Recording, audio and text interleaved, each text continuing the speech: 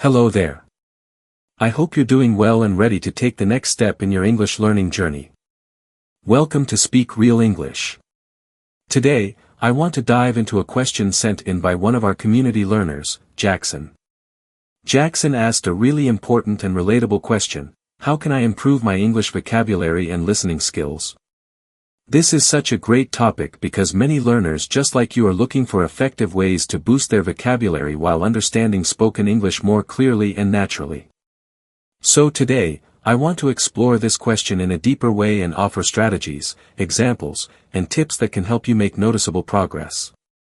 Let's start with the basics. The key to growing your vocabulary and becoming better at listening is to surround yourself with English in your daily life. But I don't want to just tell you to listen more or read more, because you've probably already heard that. Instead, I want to guide you through how to do it better and smarter. If you're studying medicine, for example, focus on medical terms and expressions used by professionals in that field. If you love travel, then pay attention to vocabulary related to airports, hotels, sightseeing, and cultural experiences. Are you working in business or technology? Then learn the language used in meetings, emails, and international collaboration. When your study materials match your real-world goals, learning becomes more effective. Now let's talk about listening. One of the most useful exercises is active listening. That means not just watching movies or YouTube videos in English, but really concentrating on the sounds, the expressions, and the flow of speech. Try listening to short segments of audio, pausing, and repeating what you hear. Mimic the pronunciation. Notice the linking sounds. Focus on intonation. Practice shadowing, which is repeating what you hear immediately after the speaker.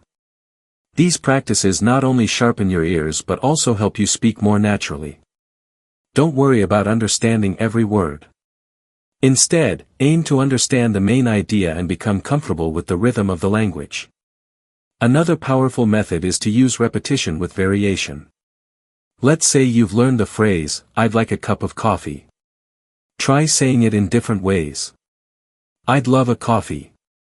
Can I get a coffee, please? I'm craving coffee right now. This helps you build flexibility with vocabulary and train your brain to recognize variations in real conversations. Write them down, say them aloud, and use them in different contexts. When you learn a word, explore all the ways it can be used. What nouns, verbs, and adjectives go with it? What are the collocations? This turns one vocabulary word into 10 different expressions that you can actually use in life. Also, consider narrowing your focus. Instead of trying to memorize every English word out there, start with a manageable number. Choose 500 high-frequency words that are used often in your personal or professional life.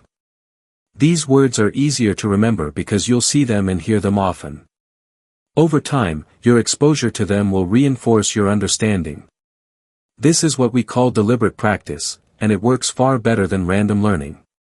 When you focus on words that are meaningful to you, you retain them longer and use them more naturally.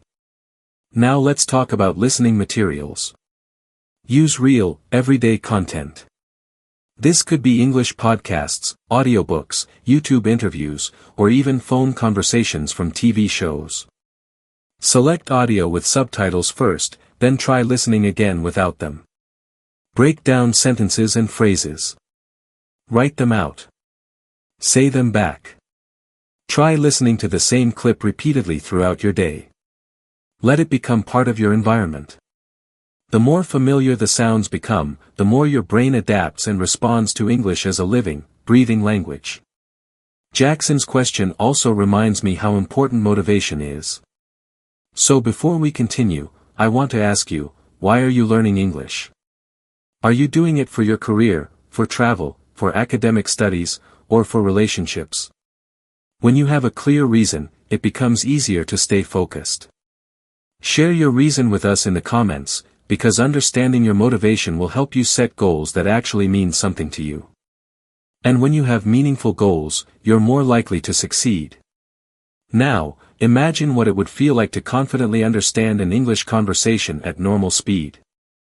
Imagine reading an article and recognizing nearly every word.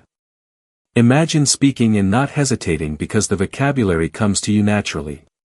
That is absolutely possible. But the key is consistency. Set aside time each day to read, to listen, to review. Use flashcards, language apps, or voice recordings to test yourself. Make learning a daily habit, even if it's just one new word or one new sentence each time. I also encourage you to take advantage of the resources we've created. Visit the Mr. English Teacher YouTube channel, explore the Speak Real English community, and download your free ebook filled with exercises, examples, and useful phrases. It's my gift to you to support your learning. You'll find the link on the website, and once you sign up with your name and email, it's yours with no conditions. As we wrap up today's exploration of vocabulary and listening, remember this.